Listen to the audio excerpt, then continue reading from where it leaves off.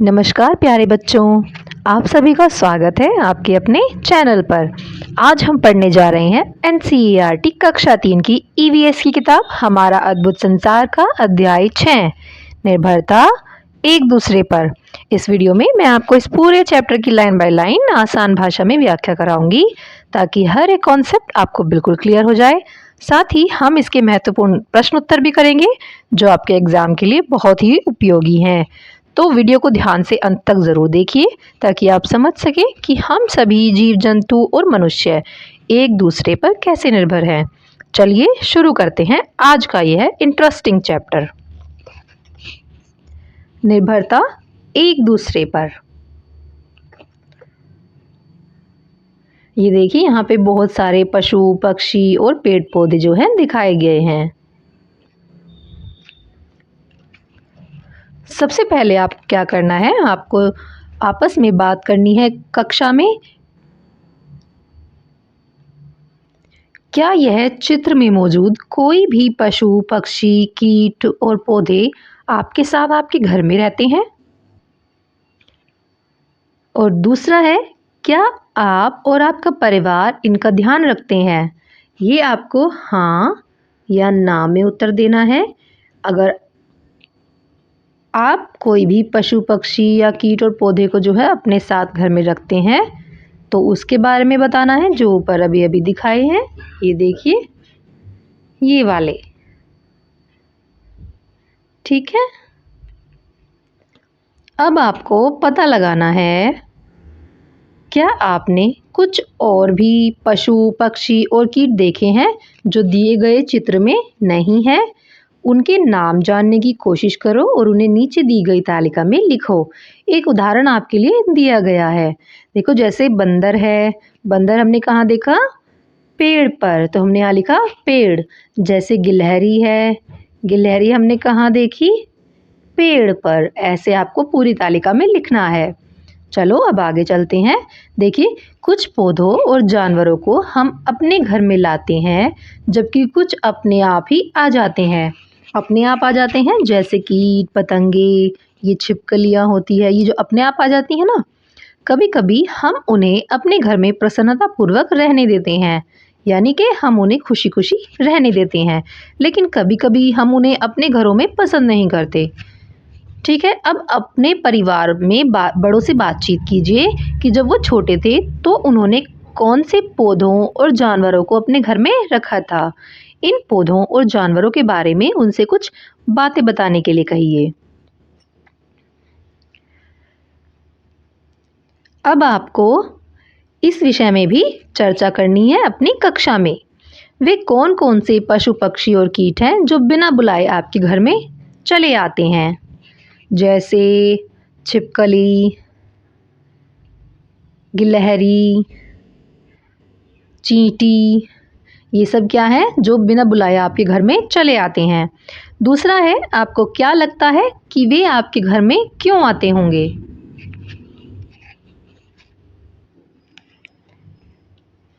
वे खाने की तलाश में, छिपने के लिए या मौसम से बचने के लिए हमारे घर में आते हैं। अगला प्रश्न है, अपने घर में उनकी उपस्थिति से आपको कैसा लगता है? देखिए, कुछ से अच्छा लगता है जैसे बिल्ली से, लेकिन कुछ से डर या परेशानी होती है जैसे चूहा है, मच्छर है, इनसे परेशानी होती है।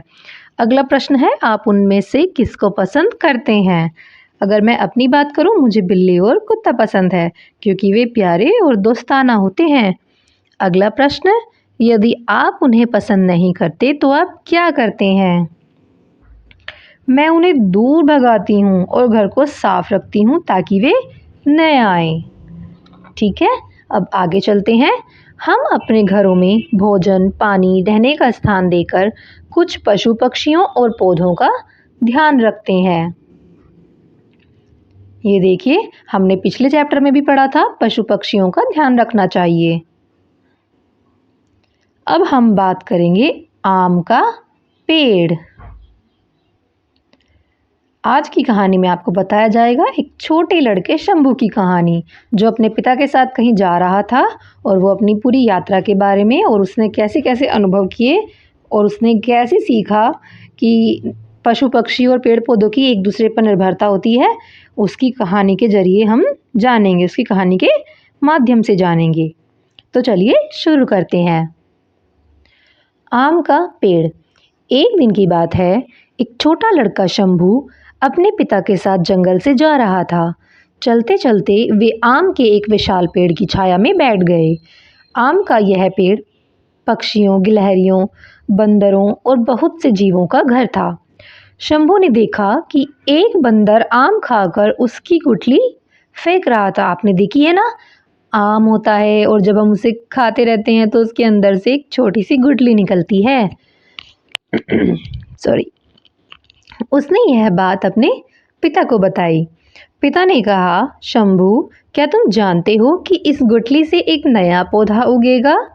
इस तरह से पशु पक्षी और पौधे एक दूसरे की सहायता करते हैं। क्या आप जानते हैं कि आम की गुठली से पेड़ उग सकता है? नहीं जानते हैं? तो चलिए देखिए कैसे। तभी पेड़ से एक आम गिरा। शंभू उसे उठाने के लिए दौड़ा। उसने कहा, देखिए, मुझे भी एक आम मिला।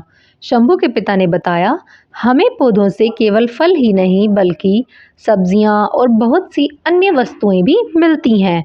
अरे हाँ, मुझे सब अब याद आया। आपने मुझे पहले भी बताया था, हमें दवाइयाँ, वस्त्रों के लिए रेशे और घर बनाने के लिए लकड़ियाँ भी पेड़ पौधों से ही मिलती हैं। देखिए, पेड़ पौधों से हमें कितनी सारी चीज़ें मिलती हैं। पेड़ पौधों से हमें छाया मिलती है, लकड़ी मिलती है जिससे हम फर्नीचर बनाते हैं। ये पशु पक्षियों के लिए रहने का घर होता है और हमें दवाइयाँ भी मिलती हैं। और पेड़ पौधों का उपयोग जो है कपड़े बनाने के लिए भी किया जाता है, जैसे कपास, इन सब से क्या बनते हैं? सूती वस्त्र बनते हैं। और पेड़ पौधों से हमें और क्या मिलता है? ताज़ी हवा मिलती है, जिंदा रहने के लिए ऑक्सीजन भी मिलती है और फल मिलते हैं। चलिए आगे देखते हैं। अब हमें क्या करना है? आपको चर्चा करनी है अपनी कक्षा में। हम पेड़ पौधों और पशु पक्षियों पर किस तरह निर्भर हैं? देखो बच्चों, हम पेड़ पौधों से भोजन, ऑक्सीजन और लकड़ी पाते हैं, जबकि पशु पक्षियों से दूध, अंडे और अन्य उपयोगी चीज़ें जो हैं हमें मिलती हैं। अब अगला प्रश्न है, ध्यान से सुनिएगा। पेड़ पौधे किस तरह से पशु पक्षियों की सहायता करते हैं? देखो बच्चों, पेड़ पौधे उन्हें भोजन, रहने की जगह और छाया प्रदान करते हैं। अगला प्रश्न, पशु पक्षी किस तरह से पौधों की सहायता करते हैं? देखो बच्चों, पशु पक्षी बीजों को फैलाने और परागण में मदद करते हैं, जिससे नए पौधे उगते हैं। परागण का मतलब होता है बीज को जमने में सहायता करने के लिए। अभी हमने बात की थी ना, जैसे एक बंदर आम खा रहा था और गुठली फेंक रहा था। तो प्रकृति जो है, पेड़ पौधे जो है, इस तरीके से सहायता करते हैं। पशु पक्षी पेड़ पौधे उगने में सहायता करते हैं। अगला प्रश्न है, आप अपने आसपास के स्थानों पर पेड़ पौधों और पशु पक्षियों का ध्यान कैसे रखते हैं? देखिए, हमें अपने आसपास में जो है पौधों को पानी देना चाहिए और उन्हें नुकसान नहीं पहुंचाना चाहिए, और पशु पक्षियों को भी दाना पानी देते रहना चाहिए और खाना खिलाना चाहिए। जैसे कुछ पशु जो है खाना खाते हैं ना, रोटी खाते हैं, जैसे कुत्ता, गाय, इन सभी को जो है हमें भोजन देना चाहिए। अगला प्रश्न है, पशु पक्षी और पेड़ पौधे हम पर किस तरह निर्भर हैं? देखिए, वे हम पर भोजन, पानी और सुरक्षा के लिए निर्भर होते हैं, क्योंकि हमें उनकी देखभाल करनी होती है, इसलिए क्योंकि हम उनकी देखभाल कर सकते हैं। अब बात करेंगे, क्या आप जानते हैं हजारों ऐसे पेड़ हैं जो अनजाने में ही गिलहरियों द्वारा लगाए गए हैं। दरअसल गिलहरियां अपने भोजन के लिए बीज, मेवे आदि जमीन में दबाकर रखती हैं, बाद में भी भूल जाती हैं इन्हें कहाँ छिपा कर रखा था। इस तरह बहुत से पशु पक्षी और पेड़ पौधे विभिन्न तरीकों से प्रकृति में सामंजस्य बनाकर रखते हैं। तो देखा आपने, गिलहरी कितनी मदद करती है प्रकृति की, पेड़ पौधों को लगाने में। यानी कि वो जो है अपने भोजन के लिए जो कुछ बीज इकट्ठे करती है, कई बार वो उन्हें छुपा के रख देती है ज़मीन में और भूल जाती है कि उन्हें कहाँ छिपाया था। फिर वो पेड़ पौधे बनकर निकल जाते हैं ज़मीन से बाहर। अब आगे बात करते हैं, हमें एक दूसरे की ज़रूरत है। हम जिस तरह से पेड़ पौधों और पशु पक्षियों को सुरक्षा, भोजन और रहने के लिए स्थान देते हैं, उसी तरह हम उनसे बहुत कुछ लेते भी हैं। उदाहरण के लिए देखिए, जैसे गाय, भैंस और बकरियों से हमें दूध और उनका प्यारा साथ मिलता है। हम इन पशु पक्षियों का सम्मान करते हैं और उनके साथ दया, देखभाल और करुणा भरा व्यवहार करते हैं। पशु पक्षी और पेड़ पौधे भोजन एवं आवास के लिए एक दूसरे पर निर्भर करते हैं, यानी एक दूसरे पर ही डिपेंड होते हैं, एक दूसरे की सहायता से ही आगे बढ़ते हैं। पशु पक्षी बीजों को एक जगह से दूसरी जगह बिखेरने में पेड़ पौधों की सहायता करते हैं। वे अपनी विष्ठा से भूमि को उपजाऊ बनाते हैं। देखिए, विष्ठा क्या होता है? विष्ठा जो है खाद बनाने में काम आता है। देखिए, विष्ठा का जो सामान्य मतलब होता है वो होता है जानवरों या मनुष्यों का मलमूत्र। ठीक है। विष्ठा का मतलब होता है जैसे गंदगी या मल जो शरीर से बाहर निकलता है। अब उदाहरण के लिए समझ लेते हैं हम, आपको समझ में आ जाएगा विष्ठा क्या होता है। जैसे गाय, भैंस, कुत्ते आदि सभी का जो मल होता है, यानी जो उनकी पोटी होती है, उसे भी विष्ठा ही कहा जाता है। इससे जो है भूमि को उपजाऊ बनाते हैं। आगे चलते हैं। इससे पौधों को दूर दूर तक यहाँ वहाँ उगने में और पनपने में सहायता मिलती है। उगना होता है जैसे वो धरती से बाहर निकलते हैं, और पनपना यानी कि जैसे वो पलकर बड़े हो जाते हैं। हम भी भोजन, आवास, वस्त्र यानी कपड़े और साथ पाने के लिए पशु पक्षियों और पौधों पर निर्भर रहते हैं।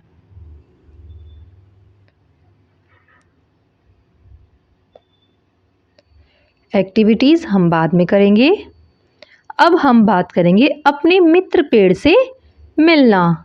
हमने जब ये यूनिट शुरू की थी, इस यूनिट के सबसे पहले चैप्टर में, यानी कि फोर्थ चैप्टर में हमने मित्र पेड़ बनाया था ना। चलिए, जब कभी आप बहुत उदास या परेशान हो या आपको गुस्सा आ रहा हो, तो आप अपने मित्र पेड़ के पास जा सकते हैं और उसे बता सकते हैं कि इस समय आप कैसा महसूस कर रहे हैं। आप अपने मित्र पेड़ के साथ अपनी खुशियाँ भी साझा कर सकते हैं। साझा यानी कि आप उसको बता सकते हैं, उसको अपनी सारी फीलिंग, सारे इमोशंस, सब कुछ जो है बता सकते हैं, उसके साथ साझा कर सकते हैं। अपने मित्र पेड़ के साथ अपनी भावनाएं साझा करके आपको कैसा लगा? पेड़ों को हमारी देखभाल और सहायता की आवश्यकता होती है, और पशु पक्षियों को भी। हम सब एक दूसरे की सहायता कर सकते हैं। एक्टिविटी हम सबसे बाद में करेंगे। चलिए हम आगे देखते हैं। अब हम बात करेंगे, क्या आप जानते हैं, एक सच्ची कहानी। यह कहानी तमिलनाडु के वलपराई नामक एक बहुत से छोटे से नगर की है। यानी कि तमिलनाडु राज्य के एक छोटा सा शहर है वलपराई नाम का। ये कहानी वहाँ की है। पूरे वर्ष वलपराई के सभी स्कूलों में बच्चे और शिक्षक नगर में आने वाले पक्षियों की तलाश करते हैं, यानी कि उनकी खोज करते हैं, उन्हें ढूंढते हैं, उनके आंकड़े जुटाते हैं, यानी कि वो कितने हैं उनका डेटा सारा इकट्ठा करते हैं। वे वर्षा ऋतु के तुरंत बाद सर्दियों के महीनों में इन पक्षियों के विशेष स्वागत की तैयारी करते हैं। इन पक्षियों का नाम है ग्रे वॉकटेल। ये देखिए, ये यहाँ पे दिखाया गया है, इसका नाम है ग्रे वॉकटेल। स्थानीय भाषा में, यानी कि वहाँ की जो भाषा है, उस भाषा में इन पक्षियों को सामान्यतः वालट्टी कुरुवी कहते हैं। ठीक है, इनको क्या कहते हैं? वालट्टी कुरुवी। शीत ऋतु में, यानी कि ठंड की ऋतु में, यानी सर्दियों के मौसम में ग्रे वॉकटेल जो है पर्वतीय क्षेत्रों से भारत के गर्म प्रदेशों में आती हैं और कुछ महीनों के लिए यहाँ रुकती हैं। वलपराई में जब पहली ग्रे वॉकटेल पहुँचती है तो बच्चे व शिक्षक इन पक्षियों के स्वागत में बड़े बड़े पोस्टर लगाकर उनके आगमन का उत्सव मनाते हैं, यानी उन आगमन यानी उनके आने का उत्सव यानी त्योहार मनाते हैं और एक दूसरे को मिठाई बांटते हैं।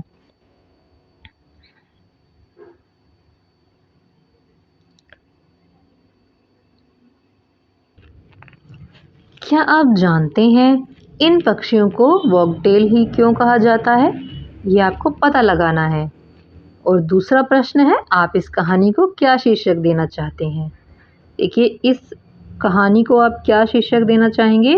अगर मैं अपनी बात करूं तो मैं इस कहानी को शीर्षक दूंगी, एक प्यारा सा एक टाइटल दूंगी जो होगा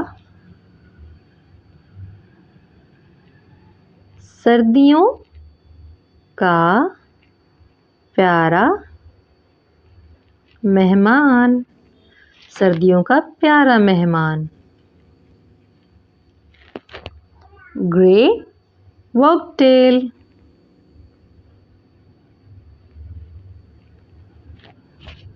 और इन पक्षियों को जो है ग्रे वॉकटेल ही क्यों कहा जाता है, मैं आपको बता देती हूँ। देखिए, जो ये पक्षी होता है ना, ये हल्के रंग का, हल्के ग्रे कलर का होता है, हल्का सलेटी कलर का होता है, मिट्टी के कलर जैसा। और ये जो अपनी पूँछ है ना, बार बार उसको हिलाता रहता है, यानी कि वैग करता रहता है, हिलाता रहता है, तो इसीलिए इसको जो है ग्रे वॉकटेल कहा जाता है। आप भी पता करके कमेंट में ज़रूर बताइएगा कि इसे ग्रे वॉकटेल क्यों कहा जाता है। अब चलते हैं इसकी एक्टिविटीज़ पर।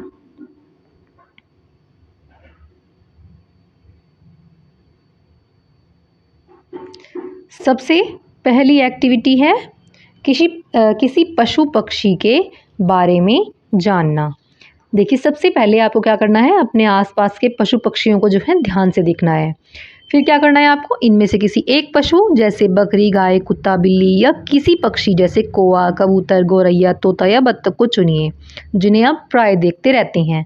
ठीक है, प्राय मतलब सामान्य तौर पर जैसे आपके सामने ये आते ही रहते हैं।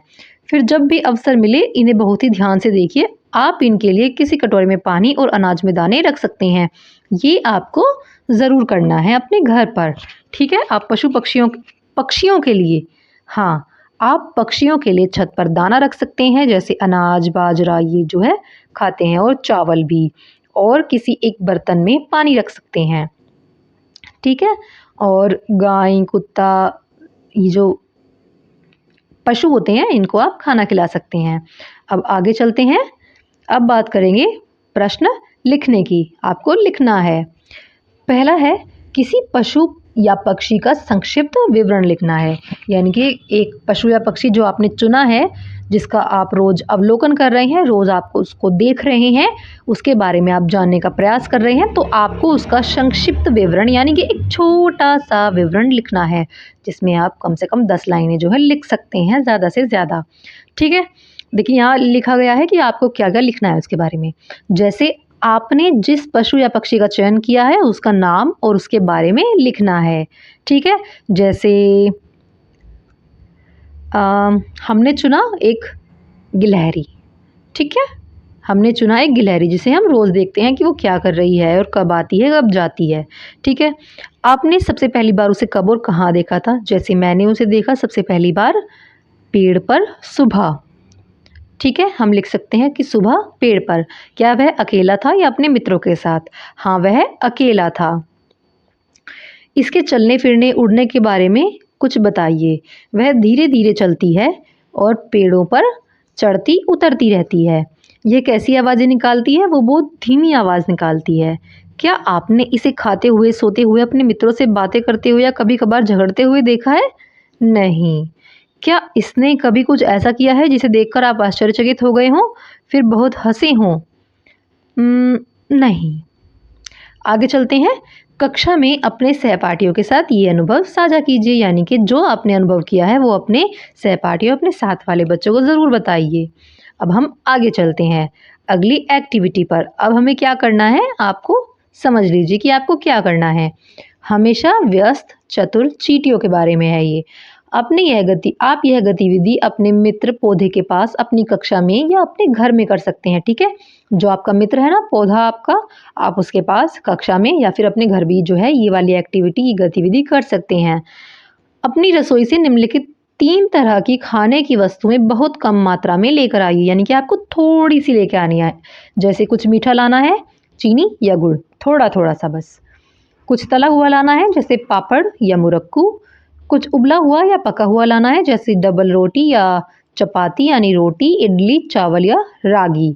ठीक है, अब क्या करना है आपको, ध्यान से सुनिए। इन तीनों तरह के खाने की वस्तुओं को खुले स्थान पर 1-1 फुट की दूरी बनाते हुए सीधी रेखा में डालिए। देखिए जैसे यहाँ पे थोड़ा थोड़ा ऐसे करके जो है 1-1 फुट की दूरी पर जो है डालना है।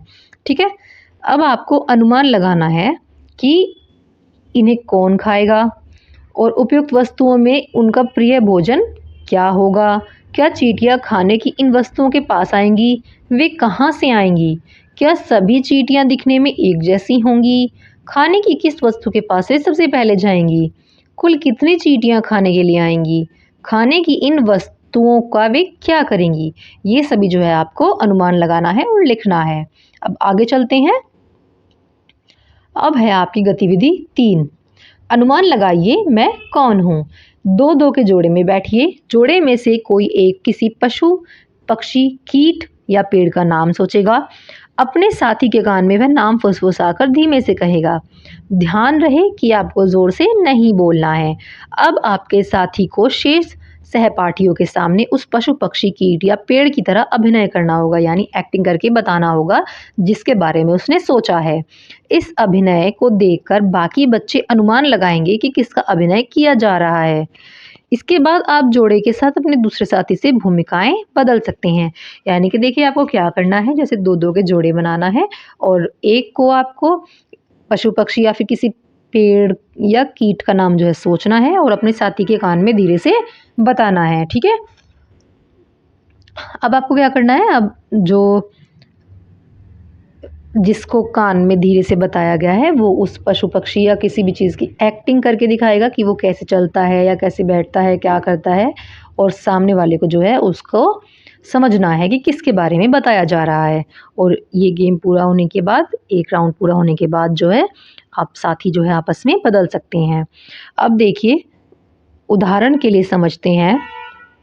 जैसे गोपा के मित्र अली ने उसके कान में फुसफुसाकर मेंढक कहा। आप सोचकर बताइए कि गोपा ने क्या किया होगा। दूसरा है सुखिया के मित्र सूर्य ने उसके कान में फुसफुसाकर पीपल का पेड़ कहा। आप सोचकर बताइए कि सुखिया ने किस तरह से पीपल के पेड़ का अभिनय किया होगा। आइए अब इसके महत्वपूर्ण जो है प्रश्न उत्तर कर लेते हैं। पहला प्रश्न है, हम पेड़ पौधों तथा पशु पक्षियों पर किस तरह से निर्भर हैं। ध्यान से सुनिएगा। हम पेड़ पौधों से भोजन, ऑक्सीजन और लकड़ी पाते हैं, जबकि पशु पक्षियों से दूध, अंडे और अन्य उपयोगी चीज़ें मिलती हैं। इस प्रश्न का उत्तर मैं आपको पहले भी दे चुकी हूँ, ये हमारी एक्टिविटी में शुरू में भी आया था, चर्चा कीजिए में। ठीक है, अब दूसरा प्रश्न है, हमें अपने परिवेश में मौजूद पेड़ पौधों व पशु पक्षियों की देखभाल किस प्रकार से करनी चाहिए। देखिए ध्यान से सुनिएगा। हमें पेड़ पौधों को रोज पानी देना चाहिए, डेली यानी कि नियमित रूप से पानी देना चाहिए, उन्हें नुकसान नहीं पहुंचाना चाहिए और अधिक से अधिक जो है पेड़ लगाने चाहिए। पशु पक्षियों को दाना पानी देना चाहिए, उनके साथ दया और करुणा का व्यवहार करना चाहिए और उन्हें नुकसान नहीं पहुंचाना चाहिए। साथ ही हमें अपने आसपास सफाई रखनी चाहिए ताकि उनका जीवन सुरक्षित और स्वस्थ बना रहे। अब बात करते हैं तीसरे प्रश्न की। पेड़ पौधे और पशु पक्षी हम पर किस तरह निर्भर हैं। ध्यान से सुनिएगा। वे हम पर भोजन, पानी और सुरक्षा के लिए निर्भर होते हैं, क्योंकि हम उनकी देखभाल कर सकते हैं।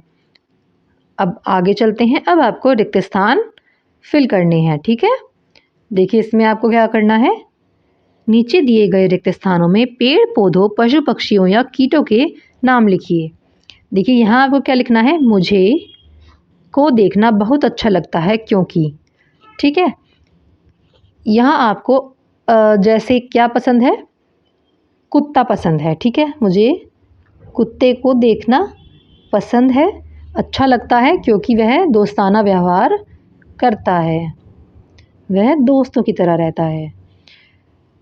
फिर आता है किससे मिलकर जो है आपको बहुत हंसी आती है, क्योंकि इसमें हम लिख सकते हैं गिलहरी। गिलहरी से मिलकर जो है मुझे बहुत हंसी आती है क्योंकि वह बहुत ही प्यारी लगती है और जब वो अपने दोनों हाथों से खाना उठा के खाती है तो वो बहुत ही प्यारी लगती है। ठीक है, ऐसा आप यहाँ लिख सकते हैं। बाकी जो आपको पसंद है वो आप लिख सकते हैं। मेरे मित्र को गाय पसंद है क्योंकि गाय हमारी माता कहलाती है। अगला है मैं पीपल के पेड़ का ध्यान रखना चाहूँगी क्योंकि वह हमें ऑक्सीजन देता है। अब जो हमने ऊपर तालिका बनाई है, हमने अभी जब वो एक्टिविटी की थी, हमने तालिका बनवाई थी कि आपको कौन से पशु पक्षी और पेड़ पौधे पसंद है। अब आपको यहाँ बताना है कि उनमें से आपको सबसे ज़्यादा क्या पसंद है। आपने ऊपर जिन पशु पक्षियों, पेड़ पौधों और कीटों की सूची बनाई है उनमें से सबसे आपको कौन सा प्रिय है। मान लीजिए आपको गाय पसंद है। अब आपको यहाँ लिखना है कि आपको गाय क्यों पसंद है। ठीक है, तो ये आप खुद सोचिएगा, ये मैं छोड़ देती हूँ। इसको आपको कमेंट में लिख के बताना है कि आपने कौन सा पशु पक्षी जो है चुना और उसको आप क्यों पसंद करते हैं, ये आप मुझे कमेंट करके ज़रूर बताइएगा। ठीक है, तो बच्चों आज हमने अध्याय 6 निर्भरता एक दूसरे पर जो है इसको पूरी तरह से समझ लिया है और हमने जाना कि पेड़ पौधे, पशु पक्षी और हम सभी जो हैं एक दूसरे पर निर्भर हैं और हमें अपने आसपास के वातावरण का ध्यान रखना कितना ज़रूरी होता है।